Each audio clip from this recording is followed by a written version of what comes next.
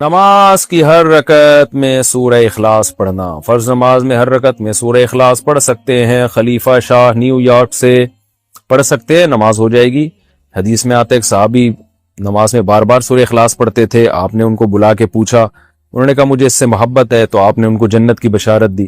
تو اگر کسی کو عقیدہ توحید سے محبت ہے، اللہ تعالیٰ کی توحید ہے، اس میں اس نیت سے پڑھتا ہے، تو انشاءاللہ کوئی حرج نہیں ہے۔ لیکن نارملی یہ عمل ناپسندیدہ ہے۔ صحابہ نے شکایت بھی اسی وجہ سے کی تھی نا کہ نبی کا عام معمول یہ نہیں تھا۔ تو بہتر یہی ہے کہ ایک رکعت میں کوئی سورت پڑھیں، دوسری میں دوسری پڑھیں، تیسری میں تیسری سنتیں پڑھ رہے ہیں تو تیسری میں کوئی اور سورت، بہتر یہی ہے۔ کبھی کبھار اگر ہو جائے تو کوئی حرج نہیں ہے۔ عصر سے پہلے نفل نماز کا حکم۔ عائشہ صاحبہ نیو یارک سے پوچھتی ہیں عصر سے پہلے نفل نماز پڑھ سکتے ہیں؟ پہلے جتنی چاہیں پڑھیں، بعد میں نہیں پڑھ سکتے۔ عصر کی نماز کے بعد نفل پڑھنا جائز نہیں ہے۔ ہاں قضاء عمری پڑھ سکتے ہیں، یا کوئی اور قضا نماز ہو جائے تو وہ پڑھ سکتے ہیں، لیکن نوافل عصر کے بعد نہیں پڑھ سکتے، پہلے جتنے چاہیں پڑھیں۔ نماز میں آنکھ بند کرنا جائز ہے؟ کیا نماز میں آنکھ بند کر سکتے ہیں اور کتنی دیر تک؟ عابد خان سعودی عرب سے۔ نماز میں آنکھ بند کرنا مکروہ ہے، ناپسندیدہ ہے، کیونکہ نبی صلی اللہ علیہ وسلم ہمیشہ آنکھیں کھول کے نماز پڑھتے تھے، تو اس لیے بہتر یہی ہے کہ نماز میں آنکھ کھول کے نماز پڑھیں آپ۔ اندھیرے میں نماز پڑھنے کا حکم۔ اندھیرے میں نماز پڑھنا ممنوع ہے یا نہیں؟ عثمان غنی آئی لینڈ سے۔ کوئی ممنوع نہیں ہے، پڑھ سکتے ہیں۔ کسی نے امانت دی اور ڈاکو نے لوٹ لی تو لوٹانے کا کیا حکم ہے؟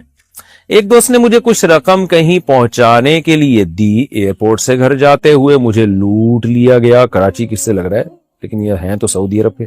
سعودی عرب میں نہیں ہوا ہوگا، یہ آپ کے ساتھ کراچی میں ہوا ہوگا۔ خیر، اب اس رقم کو لوٹانے کے بارے میں کیا حکم ہے اور بہتر کیا ہے؟ جزیل احمد صدیقی سعودی عرب سے۔ جزیل احمد صاحب، اگر آپ کو کسی نے امانت دی تھی اور واقعی ڈاکوؤں نہیں لوٹی ہے تو پھر آپ پر وہ امانت لوٹانا لازم نہیں ہے۔ کسی کے پاس بھی جب امانت رکھوائی جائے نا، تو اس کے اپنے کسی قصور کے بغیر اگر وہ ضائع ہو جائے تو پھر اس پر لوٹانا واجب نہیں ہے۔ ہاں، اس طرح سے اس نے وہ امانت رکھی کہ ضائع ہونے کا خطرہ تھا، مثال کے طور پر لاکر کے بغیر باہر ہی ڈال دی اس نے، اور خطرہ ہے کہ چور رہ جائے گا، تو پھر اس کا مطلب پھر یہ ذمہ دار ہوگا، کیونکہ اس نے کوتاہی کی ہے۔ اس نے اگر اپنی طرف سے کوتاہی نہیں کی اور ڈاکوؤں نے لوٹ لیے تو پھر اس پر لوٹانا لازم نہیں ہے۔ اب اگر آپ وہ پیسے یوں کرتے ہوئے جا رہے تھے، ڈاکوؤں کو دعوت دے رہے تھے، تو پھر تو آپ قصوروار ہوں گے، آپ پر لوٹانا لازم ہوگا۔ لیکن آپ نے بیگ میں رکھے تھے، جیب میں رکھے تھے، جہاں بھی سیف جگہ پہ رکھے تھے، پھر ڈاکوؤں نے لوٹ لی، تو اب آپ پر لوٹانا کچھ بھی لازم نہیں ہے۔ میری شادی میرے گھر والوں نے زبردستی کی ہے، شادی کو تقریباً 6 ماہ ہو گئے ہیں، میرے دل میں میری بیوی کے لیے کوئی محبت پیدا نہیں ہوئی، کیا اس صورت میں طلاق دے سکتا ہوں؟ مجھے کوئی گناہ تو نہیں ملے گا؟ میں نے کافی کوشش کی ہے کہ محبت پیدا ہو جائے لیکن نہیں ہو رہی ہے، پلیز میری رہنمائی فرمائیں، اللہ آپ کو سلامت اور خوش رکھے۔ محمد عمران سعودی عرب سے۔ دیکھیں، ایسی صورت میں طلاق دینا جائز تو ہے، بشرطے کہ سنت کے مطابق طلاق دی جائے۔ حالت طہر میں یعنی پاکی کے ایام میں زوجہ کو ایک طلاق دی جائے، اس کے بعد دوسری نہ دی جائے، بس 3 مینسز جب بیوی کے گزریں گے تو نکاح ختم ہو جائے گا۔ زندگی میں کبھی ندامت ہوئی آپ کو، بیوی نے بھی چاہا اور آپ دونوں دوبارہ نکاح کرنا چاہیں تو نکاح کر سکیں گے۔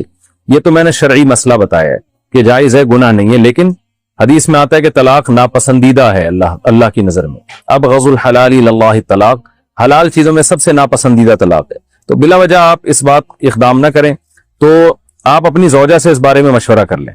ہوتا یہ ہے کہ ہماری سوسائٹی میں لڑکی کے لیے دوبارہ شادی بہت مشکل ہوتی ہے، اس کے لیے اچھا رشتہ ملنا مشکل ہوتا ہے۔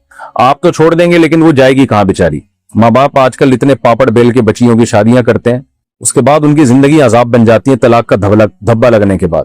صحابہ کا دور الگ تھا، اس میں 3 4 شادیوں کا رواج تھا، ادھر کسی نے طلاق دی، ادھر 20 رشتے اس سے بہتر کھڑے ہوئے ہوتے تھے لڑکی کے لیے۔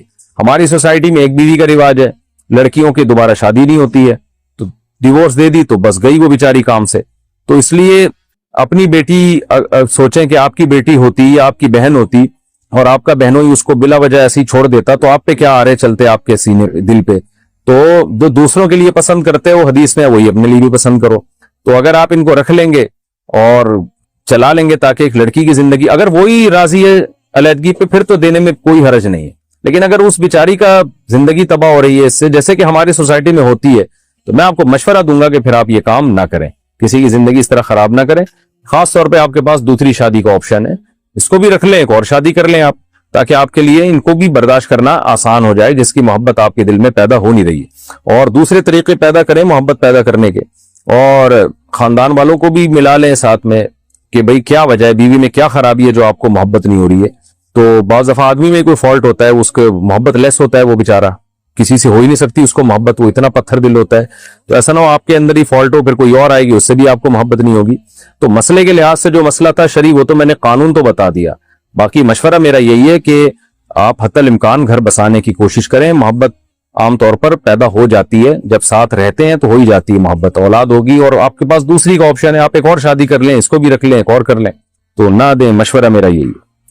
محمد حفیظ فیصل آباد سے, بہت سے لوگوں نے موویز, فلمز اور کارٹونز وغیرہ USB موبائل میں بھرنے کی دکانیں کھولی ہوتی ہیں جس سے وہ اپنی کمائی کرتے ہیں, تو کیا ان کی کمائی حلال ہوگی یا نہیں؟